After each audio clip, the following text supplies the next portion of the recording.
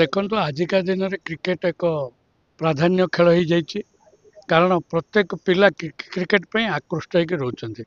ବର୍ତ୍ତମାନ ବ୍ରହ୍ମପୁର ସହରରେ ଯୋଉ ଟର୍ଫ ୟାର୍ଡ କଲେ, ଏଇ ଜିନିଷ ଆଗରୁ ନଥିଲା। ଏଇଟା ଗୋଟେ ନୂଆ କନସେପ୍ଟରେ ବିଭିନ୍ନ ମେଟ୍ରୋ ସିଟିରେ ଏଗୁଡ଼ାକ ଅଛି, ଯୋଉଥିରେ କି ପିଲାମାନଙ୍କୁ ତାଙ୍କ ବାପା ମା ଆସିକି ପିଲାଙ୍କୁ କ୍ରିକେଟର ଟ୍ରେନିଂ ଦେବେ।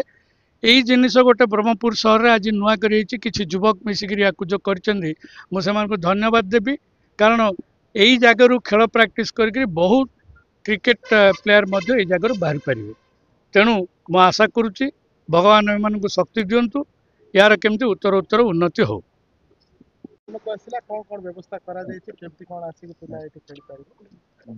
ଆମର ଏଇ ଅନୁଷ୍ଠାନକୁ ଟଫ୍ କ୍ରିକେଟ କୁହନ୍ତି। ଟଫ୍ କ୍ରିକେଟ ଗୋଟେ ନୂଆ କନସେପ୍ଟ।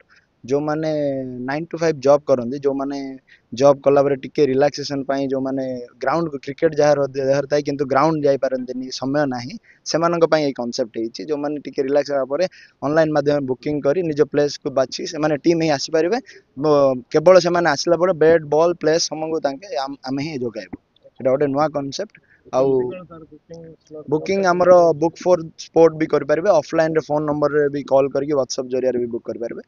ଆୱାରଲି ୟାର ୱିକ୍ ଡେଜ୍ରେ ଆୱାରଲି ରେଣ୍ଟ ଆମ ଓପନିଂ ଅଫର୍ ହିସାବରେ 700 ଆୱାରକୁ ଅଛି, ଆଉ ୱିକେଣ୍ଡ୍ସରେ 900 ଅଛି। ମନ୍ଥଲି ବୁକ୍ ପାଇଁ ବି ସ୍ପେଶାଲ ଡିସକାଉଣ୍ଟ ଅଛି ସେମାନଙ୍କ ପାଇଁ ବି।